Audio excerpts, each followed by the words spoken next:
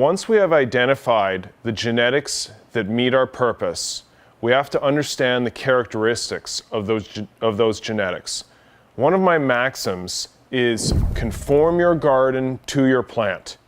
This again shows the importance of genetics being the #1 foundation in maximum yield. So we have to understand if our plant likes to grow, for example, large or likes to be small. That's definitely going to affect the way we conform our garden. There are many different systems to choose from. A lot of gardeners think that there is one particular system that is going to lead them down the path to success. And I always say to people, I have seen great yields out of every system there is, and I've seen poor yields out of every system there is. What it really comes down to is understanding how plants grow. Then applying that knowledge to your system. You need to know the ins and outs of the particular system that you choose. For example, there are drain to waste gardens. This is very common nowadays. Some people might refer to them as dirt gardens, but really they are hydroponic systems. There are many different mediums we can use for drain to waste systems. So essentially we're talking about peat mixes, perlites, cocoa cores that could be in some type of container, potentially in a table, where we can catch the runoff and direct it to a centralized place. Now, I don't want to give you the details on every particular system. I'm just going to give you an overview of systems that you could choose. Along those lines, for example, flood and drain gardens can be great for small plants.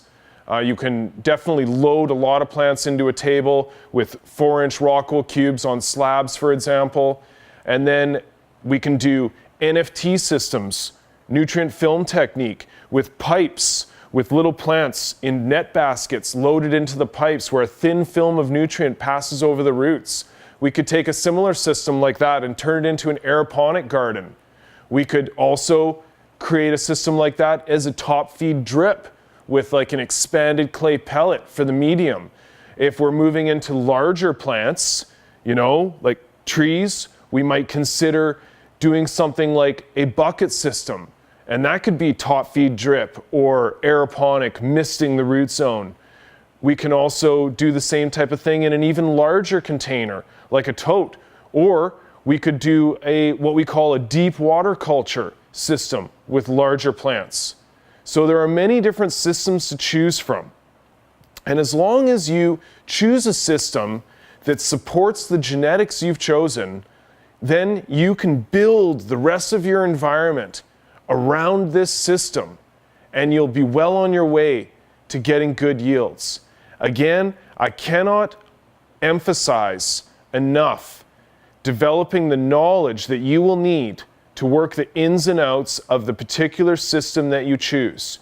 So once you've focused your attention on the genetics that you need, identified where you can get them and what their important characteristics are, you can move forward on selecting a system. Talk to your local hydroponic retail professional. They can give you guidance in using that particular system, or consult the Grower's Handbook. Teachings of the Garden Sage tells you all the ins and outs of each particular system. So now we're going to move into looking at the support for that system, the environment, the lighting, and so on. See you in the next segment.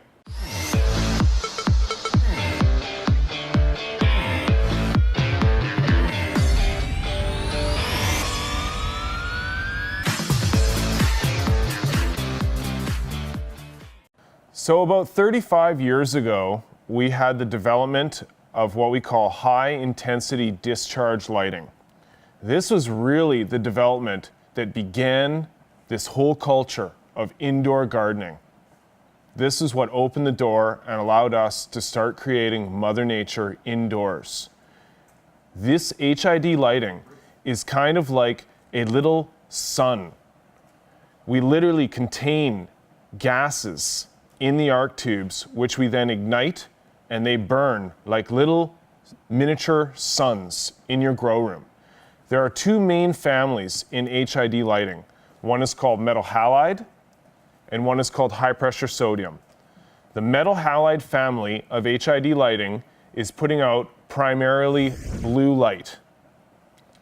The high pressure sodium family is putting out primarily red light. Now, plants process what we call PARWATS, photosynthetic active radiation, reds and blues. 35 years ago, we were using these ballasts to power our HID lighting. You can see this ballast is not even in a housing. It was originally hung, and not the safest thing in the world. Things have changed a lot.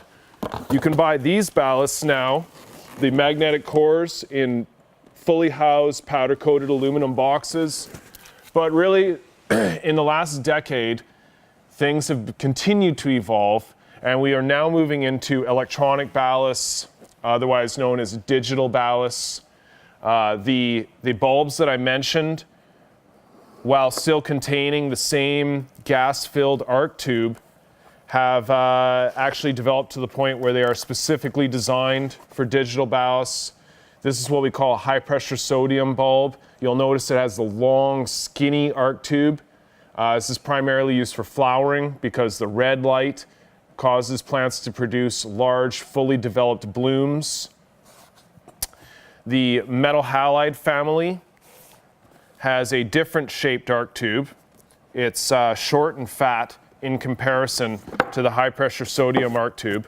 And the metal halide lighting, putting out predominantly blue light, is also very important. It builds the plant's immune system, keeps it short and compact, giving us tight internodal spacing. And I personally would recommend using metal halide lighting for the first 2 weeks of flower. This is a very difficult transitional period for plants when the light hours have been reduced, and this causes stress on the plants. Often a lot of problems can show up in the second week of flower.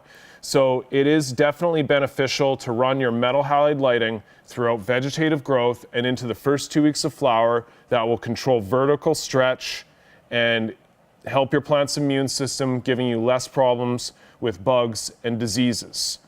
So in this HID lighting, the two most popular sizes are either 600 watt or 1000 watt. Over the 20 years ago, the 1000 watt was definitely the most popular, but in the last 10 years, we've seen 600 watt technology become quite mainstream. A lot of gardeners boast yields from 3 600s greater than 2 1000s, so 1800 watts of 600 watt lighting often outperforms 2000 watts of 1000 watt lighting. You have more points of brilliance. 600 watt lighting is definitely more popular in Europe. So this is our reliable standby. HID lighting is certainly the most reliable lighting to produce good yields in your gardens.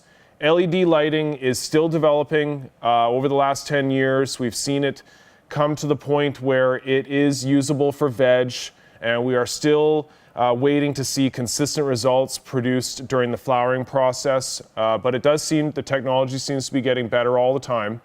But in any case, for our typical reliable crop production, we are still going to look to our HID lighting. Now, this lighting can be mounted horizontally or vertically.